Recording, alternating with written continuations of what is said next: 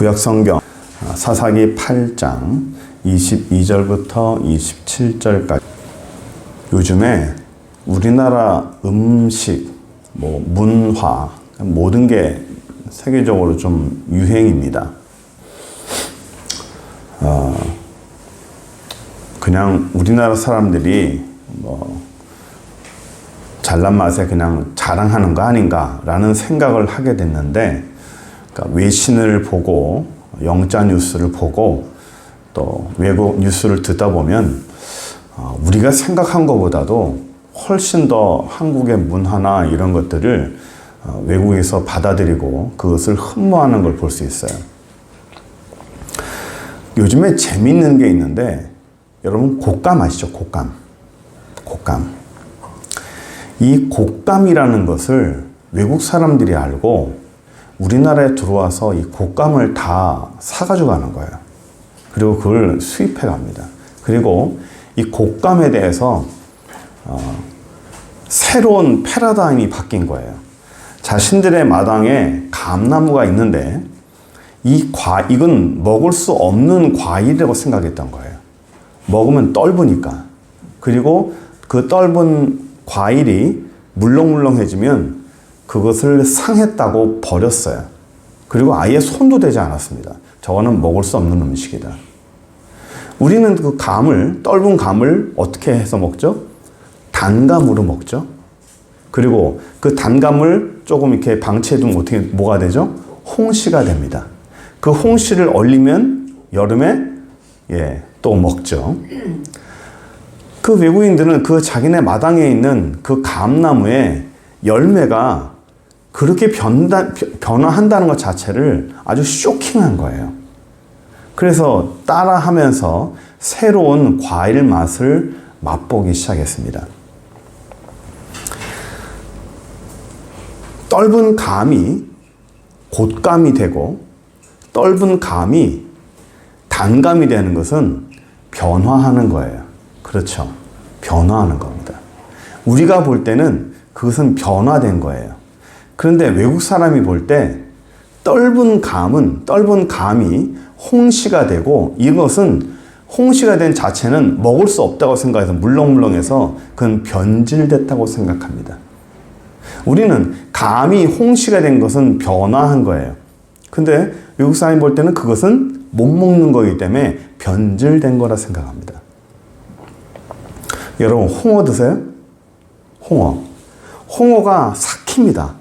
삭혀서 먹는데 이 맛을 한번 들이면 이거 참 끊기 어려워요. 그것은 변질된 겁니까? 변화된 겁니다. 될 겁니까? 변화된 거예요. 변화된 겁니다.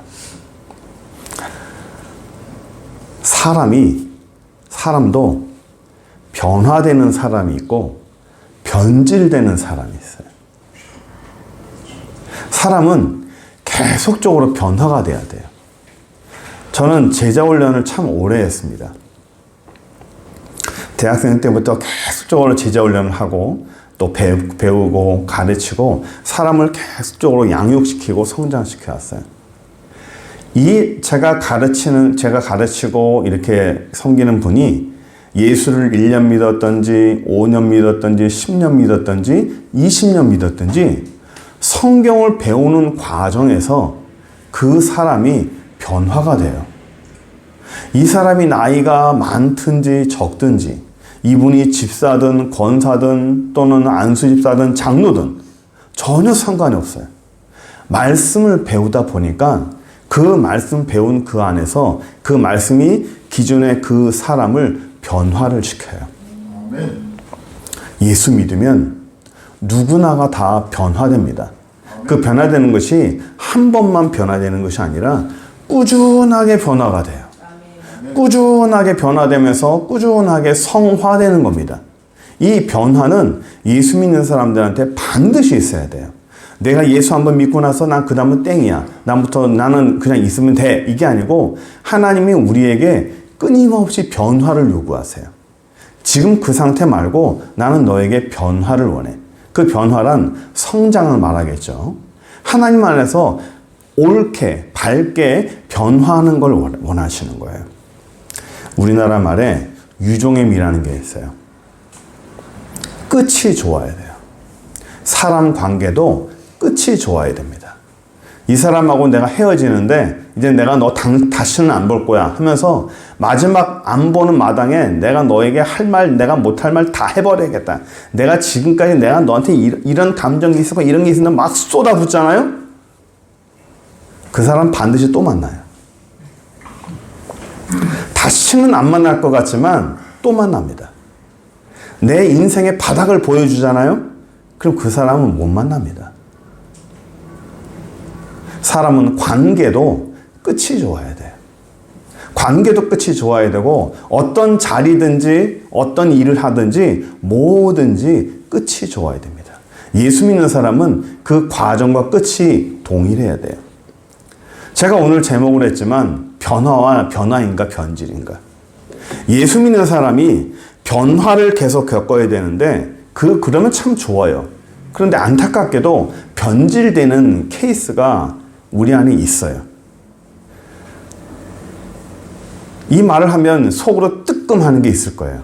내 안에서 변질되는 게 한 부분씩이라도 있게 마련이에요. 그럼 하나님께서 우리 안에 변화를 원하시나 변질을 원하시나. 오늘 제가 기드온이라는 사람을 하나 보려고 그래요. 이 기드온을 보면서 하나님께서 이 기드온을 통해서 어떻게 하시는지, 기드온이 왜 변질이 됐는지, 왜 변화가 됐는지, 그걸 우리가 한번 잠깐 보려고 합니다. 먼저 기드온을 먼저 보려고 하면 다 볼 수는 없으니까요. 잘 보세요. 원래 기드온은 일반 사람이었어요. 그냥 평범한 사람입니다. 그런데 하나님이 어느 날 기드온에게 찾아와서 너 이스라엘의 지도자가 돼. 내가 너를 통해서 이스라엘을 구원할 거야. 당시 미디안 민족이 쳐들어와서 이스라엘 백성이 엉망진창이었어요.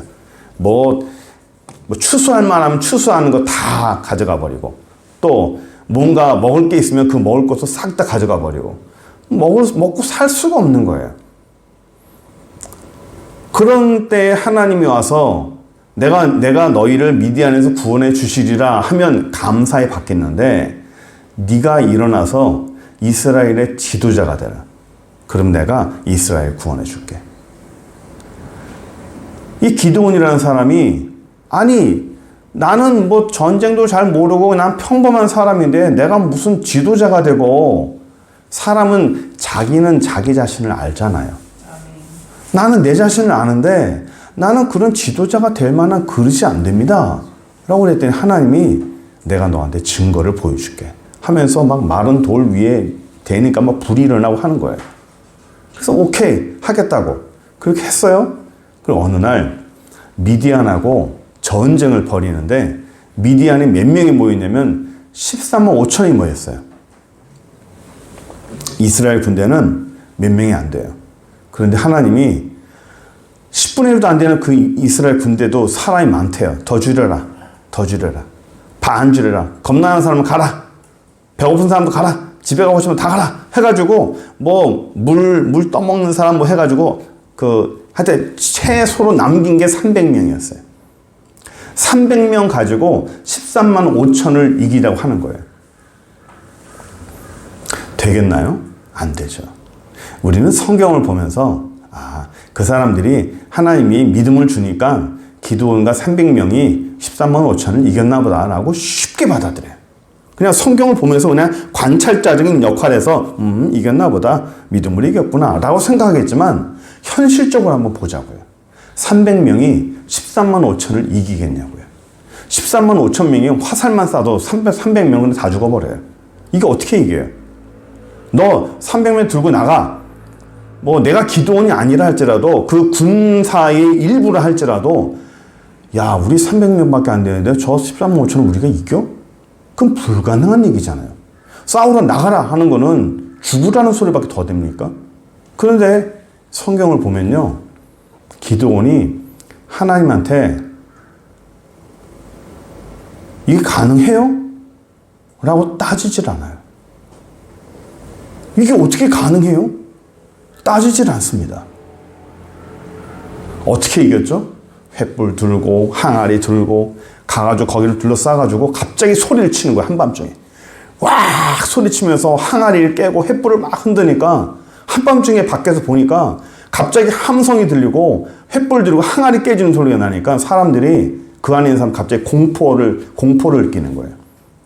사람이 갑자기 공포를 느끼면 이성을 잃어버리거든요. 보이진 않지. 어떤 일이 벌어졌죠? 자기들끼리 싸웠어요. 그 안에서.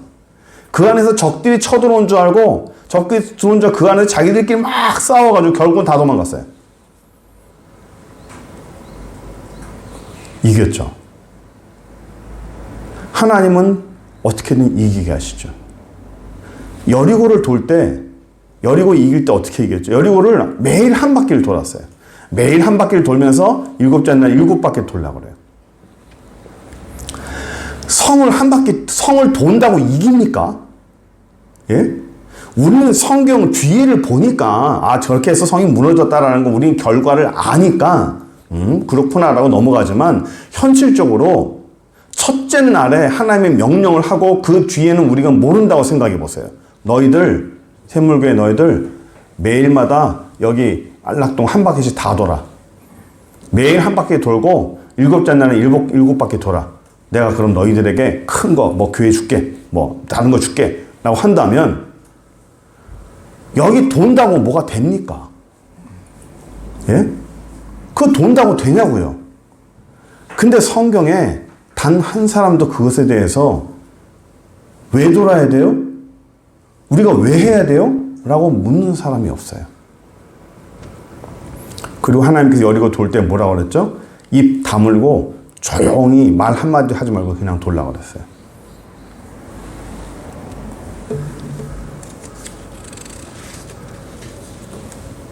사람들은 이해가 안 됐지만 그냥 하나님이 하라고 하니까 말도 안 되는 일이지만 이해가 안 되지만 이유도 모르지만 목적도 모르고 결과도 모르고 아무것도 모르지만 그냥 하라는 대로 그냥 했어요. 어떻게 됐어요? 이겼죠. 그게 이런 걸 믿음이라고 그래요. 이런 걸 믿음이라고 그래요. 우리가 우리 주일날 와서 주님 믿습니다. 내가 예수님 믿습니다. 하나님 믿습니다. 이런 거 말고 전혀 믿을 수 없는 상황에서 전혀 계산이 안 나오는 상황에서 내가 하나님의 말씀을 믿고 순종하고 따라가는 게 그게 믿음이에요. 하나님은 우리에게 그런 믿음을 우리에게 요구를 하세요. 간혹가다 우리에게 현실 속에서 그런 걸 요구하실 거예요. 너 이거 해볼 수 있겠어? 계산 안 나오는데 해볼 수 있겠어? 암만 계산기 두들겨봐도 답이 안 나오고 상식적으로 생각해봐도 답이 안 나올 때 있어요. 근데 하나님은 뭔가 요구할 때 있어요. 답이 안 나오고 계산이 안 나오고 상식적으로 안 맞지만 하나님이 나한테 뭔가 요구하시는 것 같아. 그럼 어떻게 해야 돼요? 해야죠. 해야 돼요. 목사님, 그건 말도 안 되는 일인데 말도 안 되는 일을 하나님은 시키세요. 왜요? 그 사람의 믿음을 달아보려고 세우시는 거예요. 모든 것을 다 갖추고 군사도 많고 돈도 많고 재력도 많고 나라의 힘도 많고 그러면 뭘 못해요? 예? 군사가 되게 많고 뭐 갖출 것도 다 갖추고 있는 것 다 있고 뭐 부족함이 하나도 없다면 못할 게 뭐가 있겠어요? 그런데 우리 하나님은 다 갖춘 상태에서 요구하는 게 아니에요. 없을 때 그것을 요구하는 거예요. 가나 혼인잔치에서 뭐가 없었죠? 포도주가 없었어요. 제가 그랬죠. 그걸 결핍이라고 그랬죠. 모든 게 다 있는데 가장 중요한 하나 없는 것. 그 하나 없는 것 때문에 다른 있는 것들이 다 소용이 없는 것. 그걸 결핍이라고 그랬죠. 아무것도 없었어요. 아무것도 없을 때 뭐라고 그랬죠? 빈 항아리에 뭘 채워라? 물을 채워라. 포도주가 많고 돈도 많고 다 있으면 뭐가 문제겠어요? 역사는 안 일어나요. 내게 갖추어진 게 다 많으면 역사는 안 일어난다고요. 가장 결정적인 게 없는데 가장 중요한 게 없는데 아주 구석이 딱 몰렸을 때 하나님 이거 어떡합니까? 외통수에 걸렸습니다. 빠져나갈 방법이 없습니다 할 때, 말도 안 되는 일을 시킬 때 그걸 순종하는 것을, 그걸 믿음이라고 해요. 그때 역사가 나타나는 거예요. 그때 기적이 나타나는 거예요. 목사님, 내 삶에서는요, 다른 사람은 간증도 많은데요, 저는 왜 그런 기적을 못 볼까요? 헌신을 안 해서 그래요. 순종을 안 해서 그래요. 어려운 일에 순종 안 해서 그래요. 힘든 일을 안 하려고 하는 거예요. 좀 손해나는 일을 안 하려고 그래요. 내가 손해나는 일, 내가 힘든 일, 뭔가 그런 괜히 힘들어 안 하려고 하는 거예요. 나는 그런 거 안 해요. 그 사람은 평생 가도록 하나님의 기적을 맛보지 못해요. 없을 때, 갖추어지지 않았을 때, 내 삶에서 가장 중요한 뭐 하나가 없을 때 간절하게 하나님께 매달리면서 그대로 하나님 하시는 대로 순종하면 거기서 역사가 나타나는 거예요. 왜 기적을 못 봐요? 왜 간증이 없어요? 순종을 안 하니 간증이 없죠. 헌신을 안 하니 간증이 없는 거예요. 순종하고 헌신하면 매일마다 기적이고 매일마다 간증입니다. 그게 어려운 거예요. 그래서 하나님께서 우리에게, 그 사람에게 믿음을 요구하시는 겁니다. 믿음은 주일날 나온다고 믿음이 아니에요. 찬송 열심히 하고 헌금 열심히 한다고 믿음이 아니에요. 하나님이 요구하시는 거는 그건 당연한 거고, 남들이 하는 건 당연한 거예요. 남들 다 할 수 있는 거는 누구나 다 하는 겁니다. 남들이 못하는 거, 다른 사람은 못하지만 나는 할 수 있는 거, 하나님이 나한테만 유독 요구하시는 거, 그것을 해낼 때 하나님의 믿음이 패스가 되는 거고, 됐다, 잘했다라고 하시는 거예요. 보세요. 이런 불가능한 일을 가능하게 하고 순종하게 했던 사람이 기드온이에요. 우리 기도를 하면 와, 믿음의 용사 뭐 이렇게 생각하잖아요. 그렇죠. 정말 잘했어요. 관리도 잘했습니다. 22절 한번 볼까요?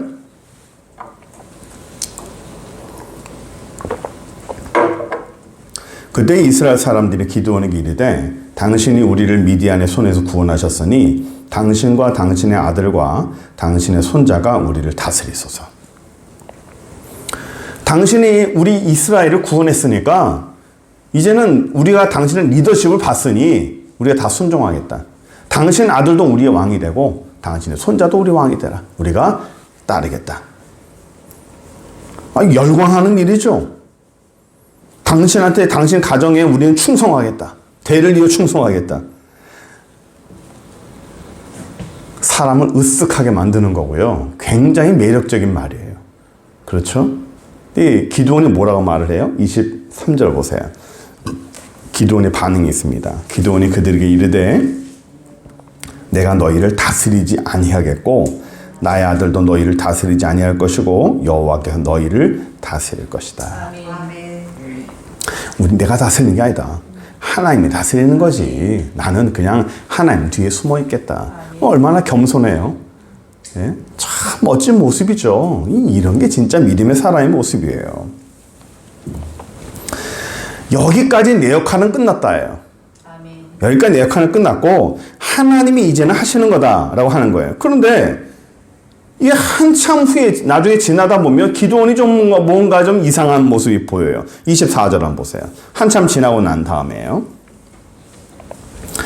기드온이 또 그들에게 이르되, 내가 너희에게 요청할 일이 있으니 너희는 각기 탈취한 귀걸이를 내게 줄지니라 하였으니, 이는 그들이 이스마엘 사람이므로 긴 귀걸이가 있습니다. 그러니까 미디안 족속을 쳐서 거기 있는 걸 다 탈취해 가는 거예요. 원래 진 자는 이긴 자에게 모든 걸 다 주는 거예요. 이긴 자는 진 자의 모든 걸 다 가져갑니다. 사람들은 종으로 거기 있는 모든 물건들은 다 압수, 내 거예요. 그러니까 옛날 고대에는 그런 식으로 재산을 증식시켰어요. 개인과 개인도 예를 들어 저 집이 좀 있잖아요. 그 집 사람하고 싸워가지고 남자를 죽여요. 옛날 고대는 그랬어요. 남자를 죽이고 그 집에 있는 재산을 내가 가져가고 그 와이프는 나의 첩으로 두고 애들은 종으로 부리고, 이런 식으로 재산을 늘린 거예요. 국가도 이렇게 해서 사람이 많아지자는 건 족장 체제가 돼서 이렇게 마을과 마을끼리 싸워가지고 그 마을이 그 마을을 집어삼키고 뭐 종이 되고 군사가 되고 이렇게 해서 커지면 나라가 되는 거예요. 옛날엔 고대는 그렇게 해서 이렇게 번식을 시켰어요. 그러니까 이겨가지고 그 사람들 걸 다 가져갔단 말입니다. 그 귀걸이와 금이 많았는데 그 금들을 나한테 달라. 내 지도자가 우리를 살려줬는데 그 좀 귀걸이 뭐 얼마나 된다고. 내 것도 아니고 뭐 가져온 건데 다 줬어요.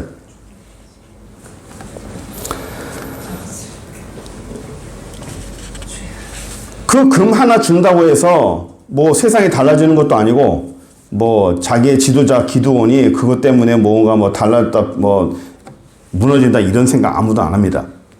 그런데 보세요. 27절 보십시오. 예상치 못한 결과가 하나 나와요. 기드온이 그 금으로 에봇 하나를 만들어 자기의 성읍 오브라에 두었더니 온 이스라엘이 그것을 음란하게 위함으로 그것이 기드온과 그 집에 올무가 되니라. 에봇이라는 걸 만들었어요. 이 에봇은 제사장이 입는 옷입니다. 위에 걸치는 조끼 같은 거거든요. 이 옷은 누구만 입을 수 있냐면 제사장만 입을 수 있어요. 근데 그 옷에 금이 많이 필요한 거예요. 그것을 기드온이 사사 이 사람이 만들었어요. 뭘 위해서? 제사를 드리기 위해서. 근데 이것이 이스라엘이 그것을 음란하게 사용함으로 기드온이 그 집에 올무가 됐다 되었어요. 아니 제사장의 옷이 무슨 음란이 됩니까? 그 옷으로 뭐 한다고? 우리가 생각해야 될 게 성경에서는 우상 숭배와 음란을 같이 봐요. 성경에서 우상 숭배라는 단어와 음란이라는 단어를 같이 봅니다. 왜 그럴까요? 왜냐하면 하나님은 신랑이고 우리는 신부예요. 하나님은 우리를 창조하셨지만 하나님은 신랑으로서 우리는 신부로서 이렇게 그 위치를 잡았어요. 그래서 신부는 누구만 봐야 돼요? 신랑만 봐야 돼요. 그런데 신부가 신랑을 섬기지 않고 다른 우상, 다른 남자, 다른 뭐 나무나 이런 걸 다른 걸 섬기면 그거는 뭐예요? 그거를 음란이라 하는 겁니다. 그래서 하나님은 우리와 부부관계라고 생각하는 거예요. 그래서 신부는 신랑만 사랑해야 되는데 신랑 말고 다른 걸 섬기면 하나님은 그것을 음란이라고 보는 거예요. 그래서 성경에서는 우상 숭배와 음란을 같이 봅니다. 여기도 이것을 음란하게 위함으로라는 게 우상 숭배라는 거예요. 이 사람들이 이것을 올무가 되는 겁니다. 잘못된 방법으로 섬기는 겁니다. 보세요. 그 뒤에 그 올무라는 단어 있죠. 올무가 뭐죠? 요즘엔 잘 안 쓰는 단어인데 쉽게 말하면 덫입니다. 덫. 어떤 동물을 잡으려고 이게 설치해 놓은 덫을 말해요. 덫은 목적은 뭐죠? 예, 어떤 짐승을 잡으려고 설치해 놓은 거예요. 누가? 그렇죠. 그 짐승을 잡으려는 목적이 있는 사람이 어떤 사람이 그 덫을 설치해 놓은 겁니다. 그러면 설치해 놓은 존재가 반드시 있죠.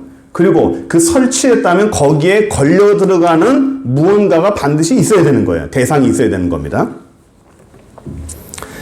이것이 기드온 집에 올무가 됐다면 이 올무를 누가 놨을까요? 사단이. 그렇죠. 그 에봇이라는 것 자체가 기드온 집안에 올무, 덫이 됐다는 얘기는 아까 얘기했지만 덫은 반드시 설치한 존재가 있는 거예요. 그 설치한 존재가 사단이라는 겁니다. 기드온은 그것이 자기에게 덫이 될 거라는 걸 알았을까요? 몰랐을까요? 몰랐어요. 몰랐습니다. 이것이 내게 내 인생에 내 가정에 덫이 될 거라는 걸 알았으면 만들었을까 안 만들었을까? 안 만들죠. 안 합니다. 모르는 거예요. 근데 그거를 누가 사용했어요? 사단이 사용해서 그걸 뭘로? 덫으로. 누가 걸려 들어가는 거예요? 기드온이 걸려 들어가길 원하는 거예요. 악한 사단 마귀는 덫을 놔요. 덫을 놉니다. 누구 잡으려고? 아니, 사단이 우리 주변에 덫을 놔요. 누구 잡으려고요? 저하고 여러분들 잡으려고. 여러분 한번 생각해 보세요. 뒷산에 내가 덫을 놓으려고 그래요. 토끼를 잡으려고 합니다. 그러면 토끼를 잡아야겠다. 그럼 덫을 어디다 놔야 됩니까? 아무데나 이렇게 던져놓으면 토끼가 잡혀요? 어디에다 놔야 되죠? 산이에요. 맞아요. 토끼가 지나가는 길에 놔야 됩니다. 토끼가 자주 지나다니는 길에다가 덫을 놔야 토끼가 걸리는 거예요. 토끼랑 산의 짐승이랑 아무데나 다니지 않아요. 자기들이 가는 길이 있습니다. 짐승들이 다니는 길이 있어요. 항상 다니는 그 길에다가 덫을 놓습니다. 그러면 토끼가 지나가다가 내 앞에 덫이 있네? 저기 뭐 이상하네? 그러면 그 앞으로 지나가야 안 가요? 안 가지. 덫이 보여요? 안 보여요? 안 보이게 합니다. 모르게 합니다. 모르게 덫을 놓습니다. 지나가는 게 사람이든 뭐든 그것을 발견하면 안 되는 거예요. 모르게 놉니다. 그럼 모르게 걸리는 거예요. 나도 모르게 걸리는 겁니다. 항상 지나다니는 내 생활 속에서 내가 항상 가는 곳에 어느 장소에 사단은 항상 우리에게 덫을 놔요. 그 덫을 우리를 넘어뜨리기도 하고 그 덫은 우리를 쓰러뜨리기도 하고 그 덫은 우리를 함정에 빠뜨리기도 하고 그 덫은 우리를 죽일 만큼 고통스럽게 집어넣기도 합니다.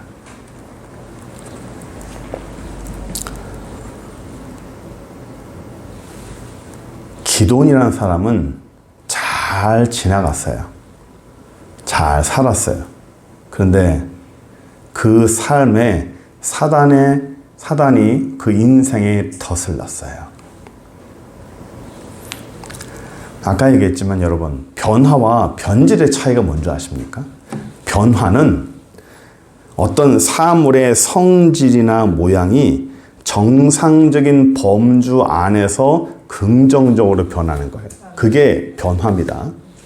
변질은 사물이나 물질이 정상적인 범위 밖으로 비정상적으로 바뀌는 거예요. 그걸 변질이라 합니다.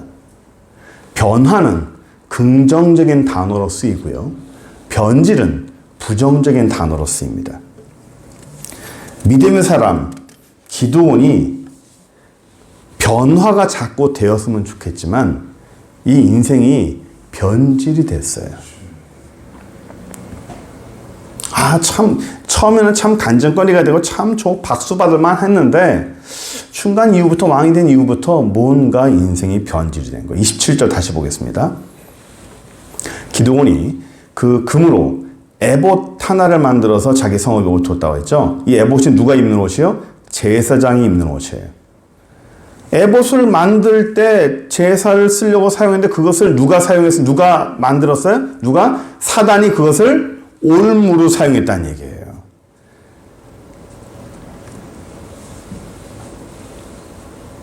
항상 사단은요, 멀쩡히 있는 것을 덫으로 만들어요. 좋은 거를 나쁜 것으로 바꿔버려요. 평상시에 좋은 것들이 사단이 손을 딱 대면요, 갑자기 악한 걸로 확 바뀌어요. 그거 있죠? 어떤 사람하고 대화를 했어요. 대화를 했는데 평상시에는 그냥 넘어갔는데 이것이 악한 상황이 딱 되니까 옛날에 했던 얘기가 나한테 화살로 돌아올 때가 있어요. 평상시에는 그냥 대화하고 어떤 일이 나타나고 그냥 지나가는 사건이었는데 악한 일이 딱 벌어지면 안 좋은 상황이 되면요, 그 모든 것들이 자기에게 화로 나타날 때가 있습니다. 사단이 그것을 덫으로 바꾼 거예요. 화로 바꾼 겁니다. 사단은 선을 악용합니다. 사단은 선한 것을 악한 것으로 바꿉니다. 하나님은 어떠죠? 창세기 50장의 주제가 뭐라 그랬어요? 제가 수없이 말씀드렸습니다.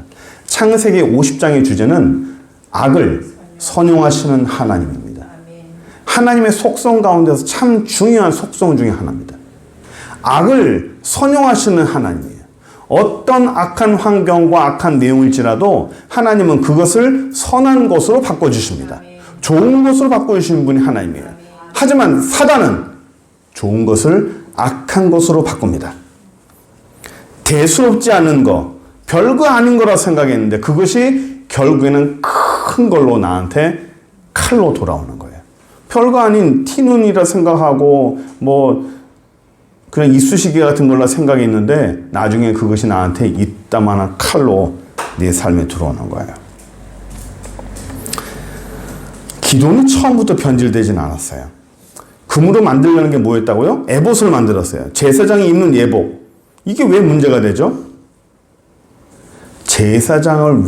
제사장이 입는 예복인데 자기가 해보려고 하는 거예요. 누구 집에 뒀어요? 에봇 하나를 만든 자기 성읍 옵을 하죠. 내 성읍. 그 옷을 내가 갖고 있는 거예요. 뭐 때문에? 여차 싶으면 내가 입고 제사 드리면 되지. 내가 입고 제사하면 되지. 라는 겁니다. 제사장이 입는 옷이 따로 있고 사사가 입는 옷이 따로 있고 사람에 맡겨진 게 다 달라요. 제사장이나 나나 하나님의 사람이고 그거나 나나 똑같이 하나님의 명령받고 하는 건데 그거나 내가나 다를 거 있냐? 내가 더 낫지 라고 생각하는 거예요. 제사장 그릇이 따로 있고 사사 그릇이 따로 있고 사명이 다 달라요. 그런데 여기서 사람이 실수하는 게 뭐냐면 무언가 내 자신에 대한 이 자존감이 강하잖아요. 자존감이 강하고 자부심이 강하고 당당함이 너무 강하면 다른 사람들을 우습게 보는 경우가 있어요. 제사장? 내가 하지 내가 해도 되는데. 이런 일을 했던 사람이 하나 더 있어요. 사울이요. 사울이 하나님께 제사 드리고 예물 준비하고 예배드리 준비하고 있는데 사무엘이 안 와. 시간이 됐는데 사무엘이 안 오는 거예요. 야, 오나 봐라. 안 오는데요? 이거 시간이 안 되냐? 기다리다가 아직도 안 오냐? 안 오는데요? 됐다. 내가 할게. 그냥 우리끼리 하자. 없어도 된다. 그냥 하자. 우리끼리 하자. 내가 하자. 왜? 사무엘이나 나나 똑같이 기름 부은 사람이고 하나님의 사람이고 내가 해도 되겠다 싶은 겁니다. 그렇게 해서 사울이 사무엘 없이 그냥 했어요. 어떻게 됐죠? 사울이 버림받았습니다. 그 일로. 네가 할 일이 따로 있고 내가 할 일이 따로 있는 거예요. 사울이 할 일이 따로 있고 사무엘이 할 일이 따로 있어요. 그 자리를 넘봤기 때문에 하나님이 그를 버린 겁니다. 그걸 뭐라고 그래? 사울이 변질된 거예요. 사울이 변질돼서 하나님이 그를 버린 겁니다. 이런 사람이 그러면 사울뿐인가? 우리가 잘 알고 있는 다윗은 변질이 됐을까 안 됐을까요? 다윗도요 변질이 됐었어요. 목사님 다윗은 굉장히 좋은 사람 아닙니까? 다윗도요 하나님이 하지 말라는 걸 몇 번 해가지고 얼마나 혼나고 성경에서 다윗도 우리가 입에 담을 수 없을 만큼 그런 실수와 죄를 많이 전합니다. 그런데 다윗이 다른 건 뭔지 아세요? 다윗은 변질이 딱 됐어요. 그러면 하나님이 다윗에게 딱 메시지를 줍니다. 너 그래서 돼 안 돼? 잘못 갔지? 너희는 서 있는 위치가 지금 네가 서 있을 위치야 아니야? 다윗이 딱 깨달으면요 다윗은 원위치가 빨라요. 아니구나. 돌아가야겠다. 내가 서 있는 자리로 빨리 돌아가야겠다고 자기 위치로 돌아와요.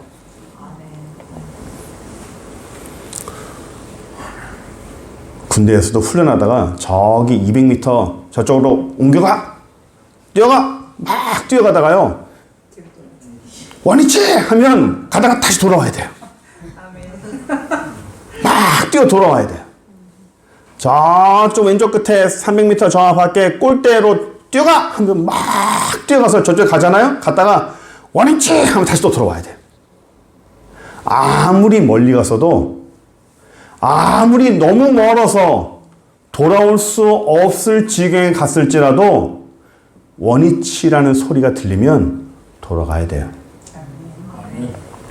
탕자가 그 원위치라는 소리를 듣고 돌아간 거예요. 내가 아버지께로 돌아가야겠다. 하나님의 그 마음에 원위치라고 소리를 친 거예요. 환경을 통해서도 소리친 겁니다. 내가 아버지께로 돌아가야겠다. 너무 멀리 온 거 아닌가? 내가 돌아갈 수 있을까? 아버지가 나를 받아줄 수 있을까? 못 돌아가는 거 아니야? 왜? 너무 멀리 온 거예요. 거리만 먼 게 아니라 마음이 너무 멀리 왔어. 환경이 너무 멀리 왔어. 그런데도 돌아가야 돼요. 못 돌아갈 것 같아도 돌아가야 돼요. 우리가 이걸 잊으면 안 돼요. 우리의 삶에서 내가 변화되고, 목사님 나는 절대로 변질되지 않습니다. 목사님 나는 절대로 변질되지 않고 오직 죽을 때까지 주님만 사랑하겠습니다. 베드로는 자기 생명 드린다고 그랬어요. 그런데 어떻게 했죠? 예수님을 3번이나 부인했어요. 베드로도 그런데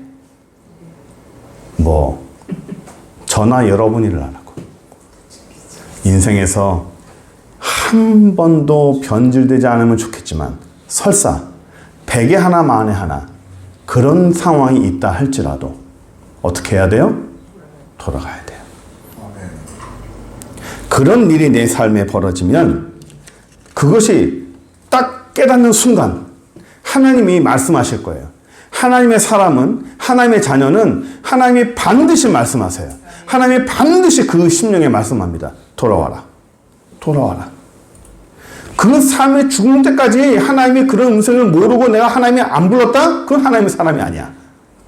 그러나 하나님의 사람은 반드시 그에게 부릅니다. 저는 이 주간, 지난 주간에 몇 사람들 만났어요. 10년 동안 교회를 안 다녔던 분, 25년 동안 교회를 안 다녔던 분, 한 5년 동안 환경 때문에 교회를 못 갔던 분. 다시 시작하자. 다시 주를 믿자. 다시 신앙생활하자. 저를 만난 게 우연히 만난 게 아니잖아요. 예수를 다시 믿어보자. 그게 하나님의 음성입니다. 제가 하나님이라는 게 아니라 하나님이 저를 통해서 그에게 원위치 하라고 소리치는 거예요. 그게 하나님의 자녀입니다. 하나님에게서 멀어지면요, 변질돼요. 있어야 될 자리에 있지 않으면 사람은 변질됩니다. 마른 음식이요, 그늘에서 말려야 되는데 햇빛에 말리잖아요? 그럼 어떻게 돼요? 망가져요. 햇빛에 말려야 되는 음식이 또 있어요. 근데 그 햇빛에 안 말려 그늘에 말리잖아요? 그럼 곰팡이 있습니다. 그러니까 말리는 음식도 자기 자리가 있어요. 그 자리에서 제대로 말려야 제대로 된 음식이 돼요. 아담과 하와도 선악과 따먹고 어떻게 했어요? 변질돼가지고 하나님의 눈을 피했어요. 변질됐어요. 말씀으로 변화돼야 돼요. 말씀으로 우리 인생이 자꾸만 변화돼야 돼요. 사단은 우리를 덫에 걸리게 해서 변질시킵니다. 변질시켜요. 나쁜 놈이에요. 말씀을 정리할게요. 29절 30절 한번 볼까요? 29절 30절 보시면 요아스의 아들 여룻바알이 돌아가서 자기 집에 거주했는데 기드온의 아내가 많음으로 그의 몸에서 나온 아들이 70명이었고 그의 기드온 아들이 70명이었더라. 왕의 삶을 거절했지만 왕권 강화를 위해서 첩을 굉장히 많이 두었어요. 나는 왕으로 살지 않겠다. 하나님이 중심으로 살겠다는데 결국에는 그 인간적인 왕으로 다 살았어요. 33절, 35절 보시면 이렇게 또 있어요. 마지막이에요. 기드온이 이미 죽음에 이스라엘 자손에 돌아서서 바알을 따라가 음행하였고 바알브릿을 자기들의 신으로 삼고 이스라엘 자손의 주위의 모든 원수들의 손에서 자기들 건드리신 여호와를 자기 하나님을 뭐 했어요? 기억하지 아니하고 또 여룻바알이라는 기드온이 이스라엘에 베푼 은혜를 따라 그의 집을 후대하지도 아니하였더라. 남은 사람들이 이스라엘 사람들이 하나님을 섬기지도 않고 우상 숭배하고 그의 후손도 자기의 가정을 후대하고 잘 대하지 아니하였어요. 왜 그랬을까요? 기드온이 변질돼서 그래요. 변질돼서. 우리 하나님 앞에 변질이 아니라 변화가 돼야 돼. 매일매일 말씀으로 깨닫고, 예? 내 안에 간증이 생겨나고, 내 안에 도전이 생겨나고, 하나님이 내게 말씀하신 걸 가지고 다른 사람한테 간증거리가 자꾸 생겨나야 돼요.